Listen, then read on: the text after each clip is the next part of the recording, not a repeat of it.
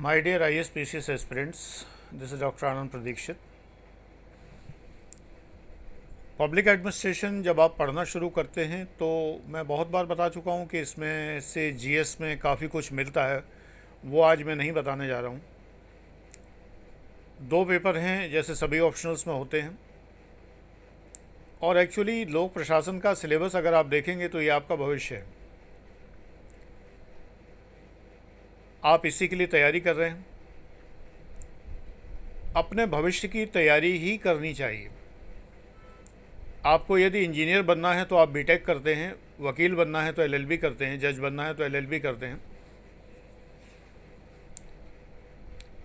इसी तरह जिस प्रोफेशन में जाना होता है उसकी तैयारी करते हैं। आपको प्रशासन में जाना है तो लोक सेवा आयोग ने सिलेबस ऐसा तैयार कर दिया है 2013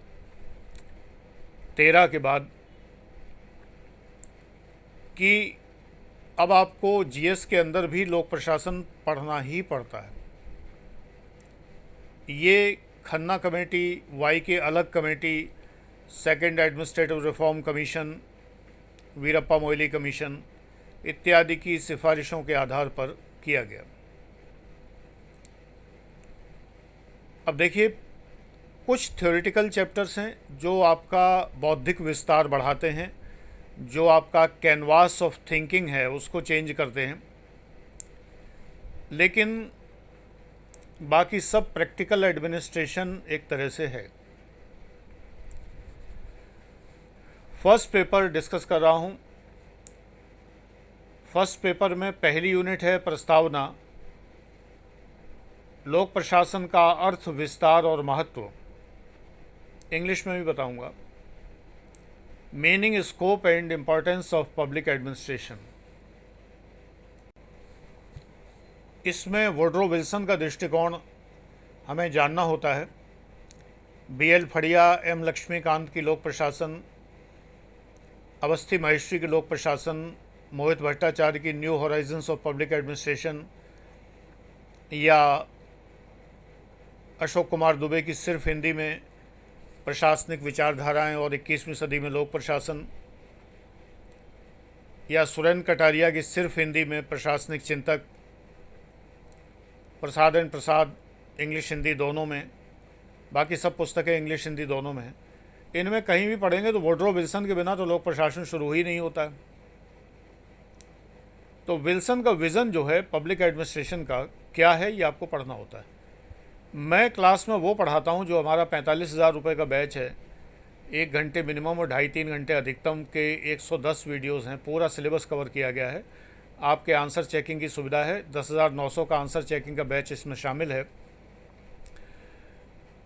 तो उसमें मैं हर टॉपिक पर एक अलग दृष्टिकोण आपको देता हूँ जो दूसरा कोई नहीं दे पाता है।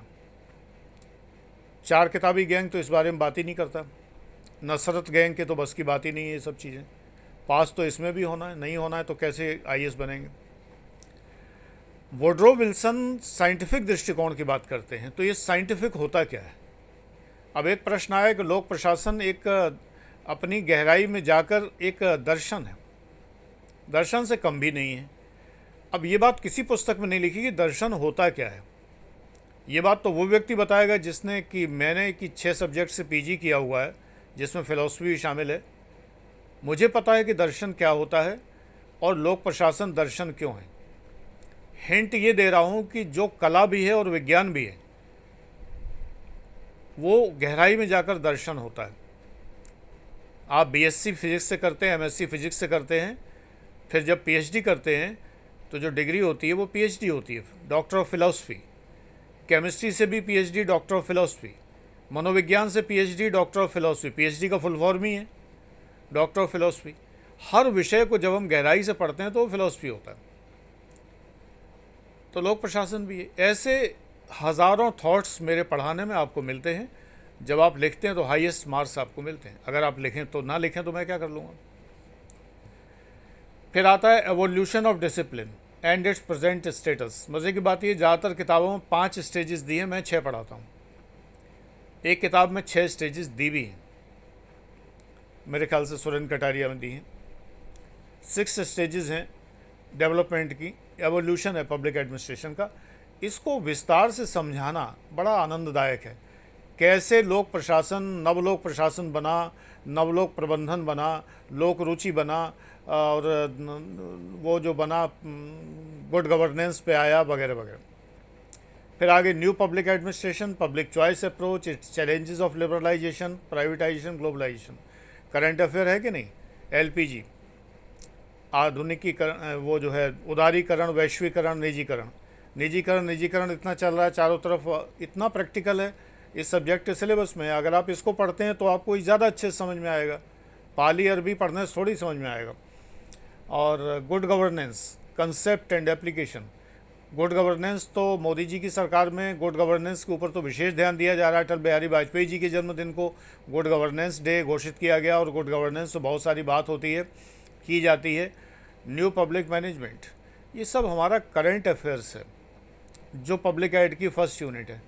सेकंड यूनिट थ्योरेटिकल है, एडमिनिस्ट्रेटिव थॉट है, साइंटिफिक मैनेजमेंट है, और इसका एक आंदोलन है। ये फ्रेडरिक विंसलो टेलर की बात है, टेलर का नाम इसमें नहीं लिखा है, लेकिन ये टेलरिज्म है, और टेलर से लेके O&M तक आता है, ऑर्गेनाइजेशन एंड मैनेजमेंट तक। फिर क्लासिकल थ्योरीज हैं, वेबर के बारे में पढ़ना है, पोस्ट वेबेरियन डेवलपमेंट पढ़ना है, इसमें प्रश्न आते हैं बहुत सारे। डायनेमिक एडमिनिस्ट्रेशन में MP फॉलेट आती हैं, Mary Parker Follett. Human relation में एल्टन म्यू वगैरह आते हैं। फंक्शंस ऑफ एग्जीक्यूटिव में चेस्टर बर्नार्ड हैं। हर्बर्ट साइमन, डिसीजन मेकिंग, आपके CSET का सिलेबस शुरू हो जाता है यहाँ से। जो सेकंड पेपर है प्री का, उसमें डिसीजन मेकिंग रखा हुआ है, इसमें थ्योरीज दी हैं। पार्टिसिपेटिव मैनेजमेंट में लिकर्ट और एर्गरिस आते हैं, मैकग्रेगर आते हैं। मैकग्रेगर मोटिवेशन के भी थिंकर हैं। क्रिस एर्गरिस और लिकर्ट जो हैं वो पार्टिसिपेशन के विशेष तौर पर थिंकर्स हैं। फिर आता है तीसरा चैप्टर, एडमिनिस्ट्रेटिव बिहेवियर। बड़ा छोटा सा चैप्टर है, लेकिन बहुत ही आनंददायक है। डिसीजन मेकिंग, CSET में डिसीजन मेकिंग पूरा रखा हुआ है, ये पूरा चैप्टर डिसीजन मेकिंग का है। कम्युनिकेशन, सिलेबस देखिए CSET का, decision making, communication, interpersonal skill, moral, motivation, theories of content, ये सब। तो ये पब्लिक एड पूरा का पूरा जो है, जो भी 2 यूनिट आप देखते आ रहे हैं, ये सारी की सारी आपके सेकंड पेपर में मान्यवर आती हैं। चौथा यूनिट, ऑर्गेनाइजेशन थ्योरीज, इसमें सिस्टम अप्रोच और कंटिजेंसी अप्रोच है, इनको समझाया गया है। इसके अलावा करंट अफेयर भरे पड़े हैं। Ministries, departments, corporations, companies, boards, commissions, ad hoc bodies, advisory bodies, regulatory bodies, headquarter, field departments, regulatory authorities, ये IRDA है, और ट्राई है, RBI है। PPP, public private relationship partnership, कितनी चर्चा में चल रहा है आजकल मोदी जी के ज़माने में PPP। ये सब करंट अफेयर्स हैं। आप लोग पता नहीं पब्लिक एडमिनिस्ट्रेशन को क्या हुआ समझते हैं कि इसको लेने से, एक्चुअली क्वेश्चंस की भाषा हिंदी के गलत ट्रांसलेशन की वजह से कठिन होती है। अंग्रेज़ी में पढ़िए, उसको आसान। अब आप हिंदी मीडियम के, तो अंग्रेज़ी अगर इतनी नहीं आती कि जो क्वेश्चन की अंग्रेज़ी आप समझ सकें, तो फिर जनरल इंग्लिश के पेपर में पास कैसे होंगे? फिर तो घर बैठिए जाके, ज़रूरत ही नहीं तैयारी करने की, टाइम वेस्ट करने की। अगर इतनी अंग्रेज़ी आती है कि जनरल इंग्लिश क्वालिफाई कर सकते हैं, तो गलत हिंदी, ऊट पटांग हिंदी ट्रांसलेशन अगर दिया है, तो दौड़ तुरंत जो है दूसरे पेज पे पलट के देखिए, अंग्रेज़ी में क्वेश्चन पढ़िए, आपको समझ में आ जाएगा। लिखिए हिंदी में, सरलतम हिंदी में लिखिए, नंबर भरपूर मिलेंगे। 5वां चैप्टर कितना प्रैक्टिकल टॉपिक है, अकाउंटेबिलिटी एंड कंट्रोल। एक्चुअली ये संविधान जैसा है, इसमें legislative control, executive control, judicial control है एडमिनिस्ट्रेशन के ऊपर। सिटीज़न एंड एडमिनिस्ट्रेशन, मीडिया का रोल, निबंधों के टॉपिक से। Interest group, pressure group, voluntary organization, civil society, citizen charter, RTI, social audit. कितने प्रश्न करंट अफेयर्स में आते हैं, इनके ऊपर निबंधों में आते हैं। 6वां चैप्टर इतना अद्भुत ज्ञान का चैप्टर है, इस पर मैटर नहीं मिलता आसानी से। जय राम उपाध्याय की एक पुस्तक है एडमिनिस्ट्रेटिव लॉ के लिए, हिंदी में अंग्रेज़ी में दोनों में, एडमिनिस्ट्रेटिव लॉ, प्रशासनिक विधि। लेकिन बहुत थोड़ा सा आपके सिलेबस में मीनिंग, स्कोप, सिग्निफिकेंस है, डाइसी का नियम है, और डेलीगेटेड लेजिस्लेशन है, और ट्रिब्यूनल है। मैं ट्रिब्यूनल में पोस्टेड रहा हूँ, और मैं ट्रिब्यूनल के बारे में बहुत अच्छे से जानता हूँ। जब मैं अपना क्लास में पढ़ाता हूँ तो कोई चीज़ बचती नहीं जो आपको क्लियर ना हो। डेलीगेटेड लेजिस्लेशन वाले डिपार्टमेंट में रहा हूँ, रूल्स रेगुलेशन बनाने वाले में, टैक्स बढ़ाने वाले डिपार्टमेंट में। टैक्स बढ़ाना डेलीगेटेड लेजिस्लेशन है, टैक्स घटाना लेजिस्लेशन है। आर्टिकल 110 पढ़िए, समझ में आ जाएगा। 110 का 1 नंबर जो है, आर्टिकल 110 का पहला पार्ट जो है, उसमें 6 हैं। 6 में जो पहला है उसके अंदर लिखा है कि पार्लियामेंट को जो पावर्स हैं वो टैक्स हटाने की, घटाने की, इत्यादि करने की सब है, लेकिन बढ़ाने की पावर नहीं है। बढ़ाने की पावर हमें होती है, हम टैक्सेशन वालों को। मैं असिस्टेंट कमिश्नर था सेल्स टैक्स डिपार्टमेंट में, तो हमारे सचिव को, चूँकि हमारा सबसे बड़ा अधिकारी सचिव होता है, तो हमारे सचिव को यह अधिकार होता है कि वो जो है टैक्स बढ़ा सके। उस विभाग में मैंने काम किया है। तो सचिव अकेले थोड़ी बढ़ाता है, सारी नीचे से पूरी रिपोर्टिंग जाती है, सारी ड्राफ्टिंग जाती है, जो हम लोग बना के भेजते हैं पूरे यूपी से, वैसा करता है। ऐसी सेंट्रल में अलग डिपार्टमेंट्स होते हैं, उनमें होता है।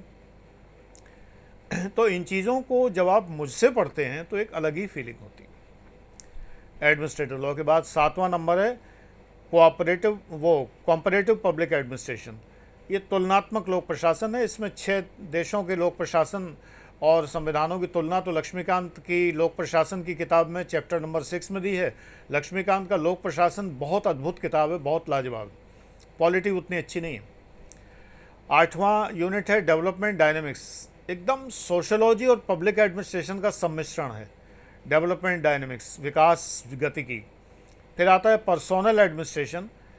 ये ह्यूमन रिसोर्स डेवलपमेंट है, रिक्रूटमेंट है, ट्रेनिंग। आपको बड़ा मज़ा आता है पढ़ने में। इसमें बताया जाता है आईएएस की ट्रेनिंग कहाँ होती है, कितने दिन की होती है, कैसे होती है, कहाँ ज़िले का पोस्टिंग है, आईपीएस की ट्रेनिंग, आईएफएस की ट्रेनिंग वगैरह वगैरह, सब ट्रेनिंग्स के बारे में इसके अंदर है। Promotion, performance appraisal, discipline, rank classification, position classification, service condition, छुट्टियाँ, employer employee relation, grievance redressal mechanism, code of conduct, administrative ethics. GS4 के टॉपिक हैं सारे, GS4 पेपर। और ऊपर से आपका भविष्य है।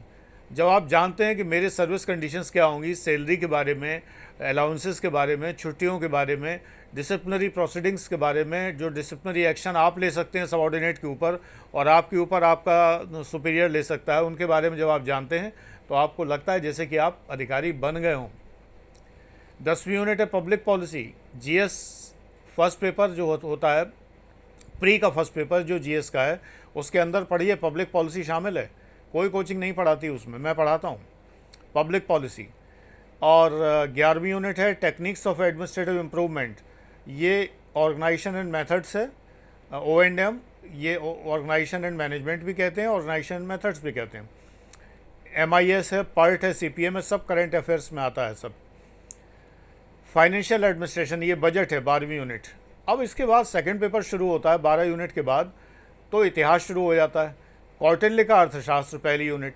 मुगल एडमिनिस्ट्रेशन, ब्रिटिश एडमिनिस्ट्रेशन, ये एंशियंट मेडिवल मॉडर्न हिस्ट्री के एडमिनिस्ट्रेशन हैं। सेकंड यूनिट है फिलोसफिकल एंड कॉन्स्टिट्यूशनल फ्रेमवर्क, यानी संविधानवाद है इसके अंदर, वैल्यूज़ हैं, पॉलिटिकल कल्चर है, ब्यूरोक्रेसी और डेमोक्रेसी है, ब्यूरोक्रेसी और विकास है। GS4 पेपर में सब काम आता है। इतने बढ़िया ढंग से आप आंसर लिख लेंगे अगर आप ये पढ़ते हैं। पब्लिक सेक्टर अंडरटेकिंग, तीसरी यूनिट है, एकदम करंट अफेयर है। नवरत्न, महारत्न, मिनी रत्न, लिबरलाइजेशन, प्राइवेटाइजेशन।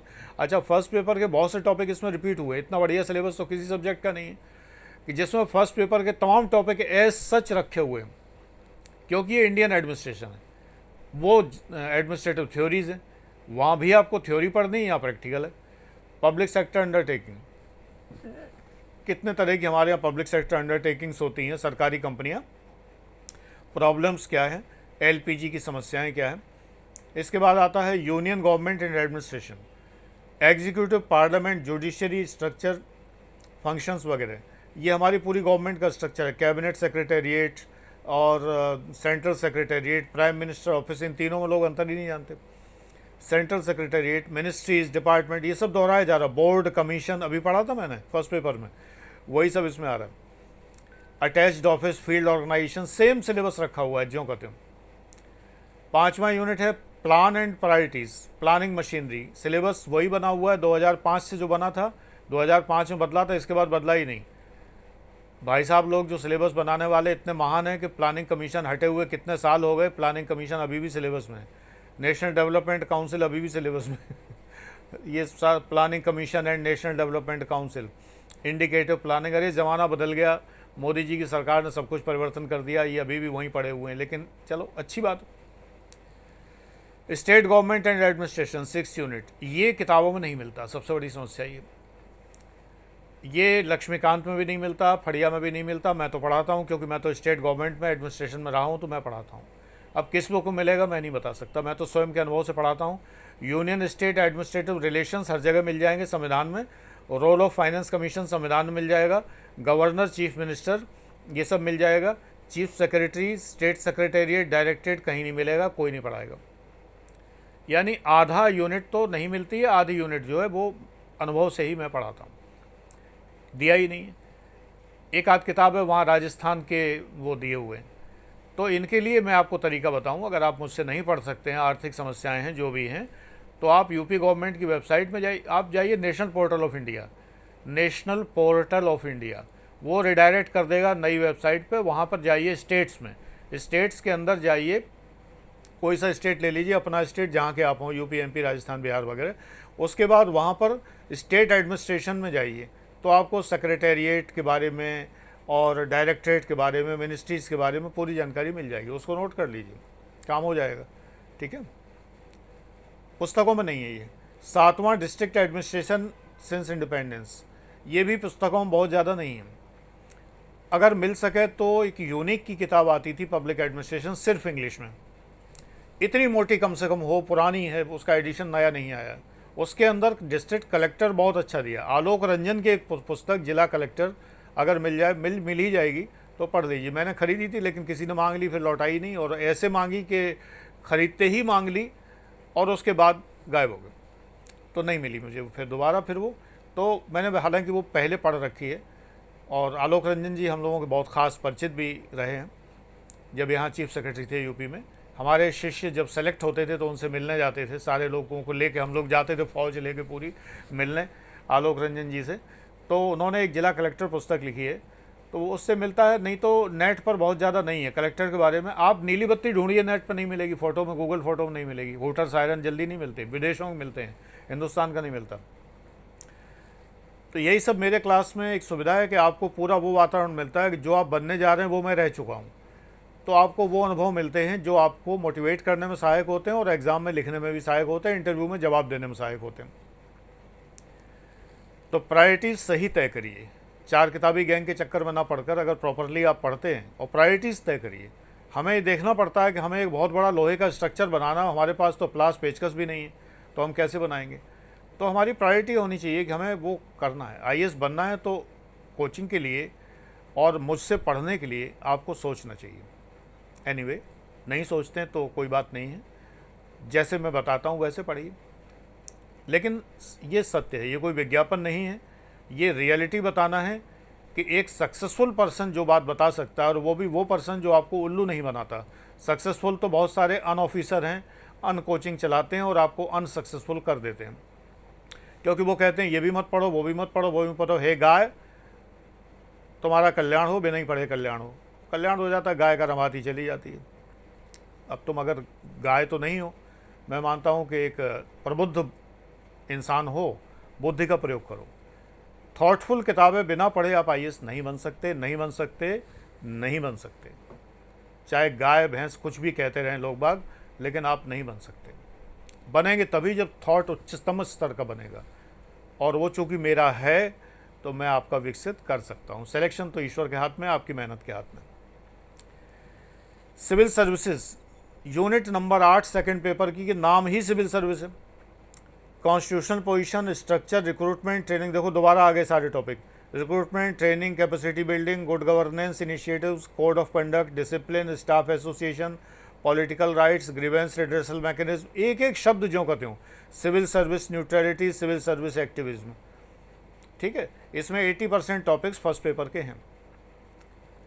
नवा फाइनेंशियल मैनेजमेंट, जो 12वीं यूनिट थी फर्स्ट पेपर की, फाइनेंशियल एडमिनिस्ट्रेशन, वो इसमें फाइनेंशियल मैनेजमेंट के नाम पर है। बजट, पॉलिटिकल इंस्ट्रूमेंट, ये सब जो उसमें था वही इसमें, सीएजी वगैरह सब इसमें।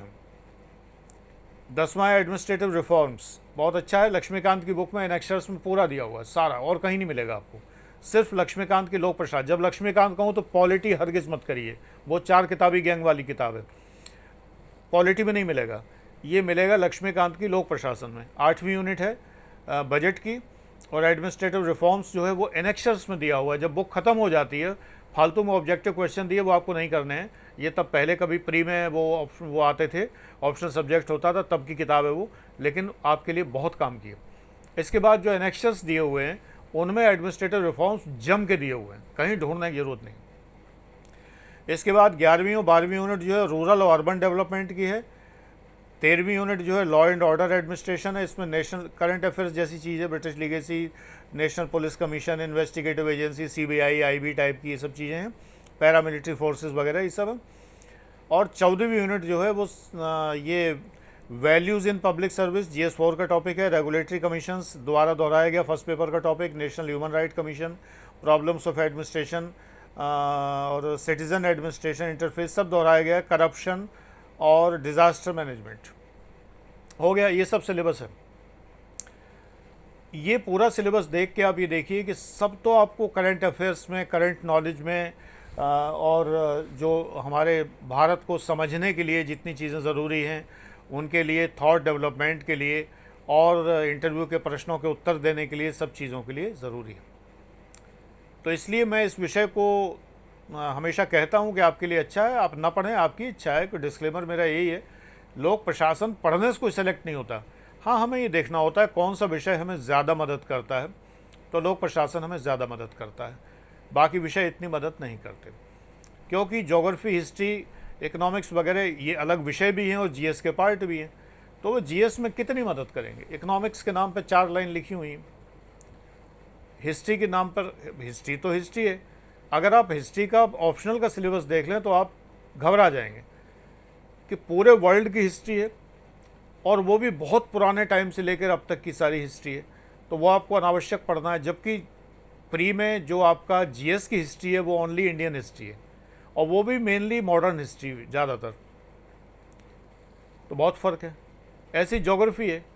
नो डाउट आप माजिद हुसैन या सविंदर सिंह कोई भी बुक रखें, लेकिन 10 ईयर पेपर्स देख लीजिए कि आता क्या है।